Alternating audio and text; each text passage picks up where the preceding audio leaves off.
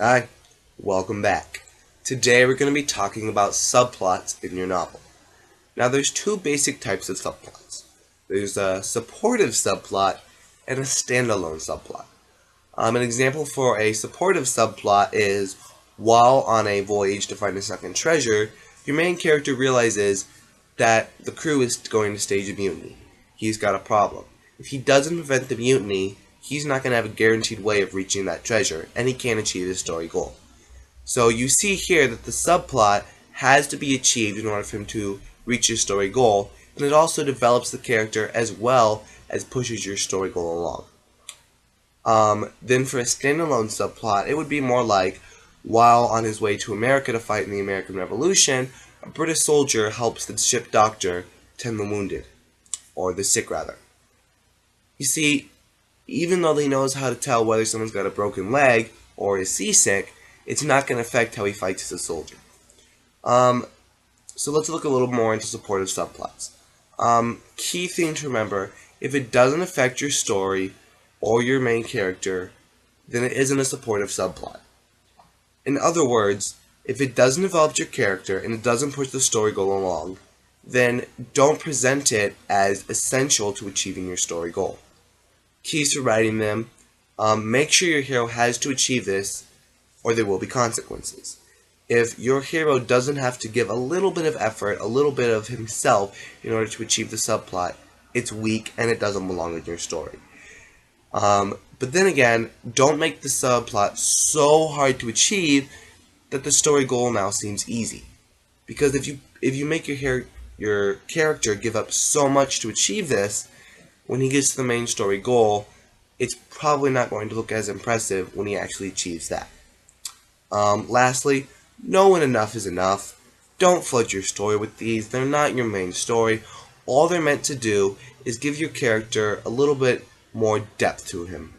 Give your readers a little bit more look into who he is and how hard it's going to be for him to achieve the story goal. Because if he has to fight this hard to achieve such a small goal, or however big of a goal you make it, imagine how hard he's going to have to fight to achieve the main story goal.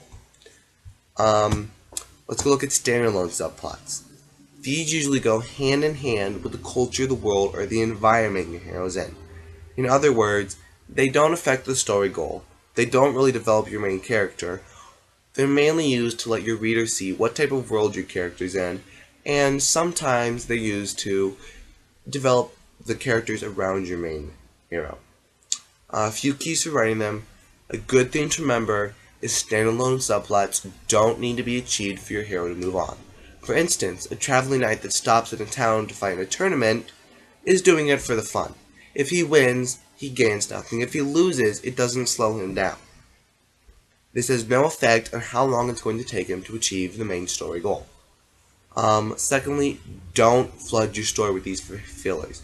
These are far more dangerous than supportive subplots because at least with supportive subplots, you're still developing your main character. In this one, you're not. Your hero doesn't gain anything and doesn't give your reader any more depth simply because you know that a knight can now win a tournament. What you can do with these, like I mentioned earlier, is develop the characters around your hero. For instance, your knight needs a partner to fight in the tournament. He asks one of his servants to help him and discovers that his servant is really good with a sword. Now he knows that if when he gets into a fight or joins a war, wherever he might be going, that he now has someone who can take care of his back, help him win the war, help him win the fight. Lastly, keep your villain out of your standalone subplots.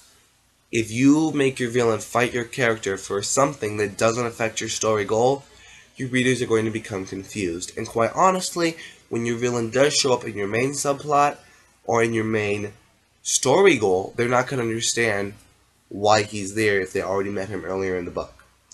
So you see the difference there? Standalone subplots don't affect your story goal. They don't affect your hero's character. All they really do is let your reader get a little more depth into where your main character is, who he is, and who's around him.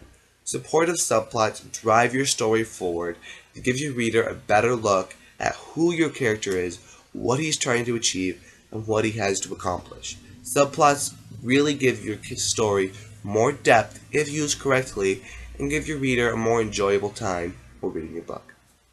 Thanks for watching. Hope to see you again.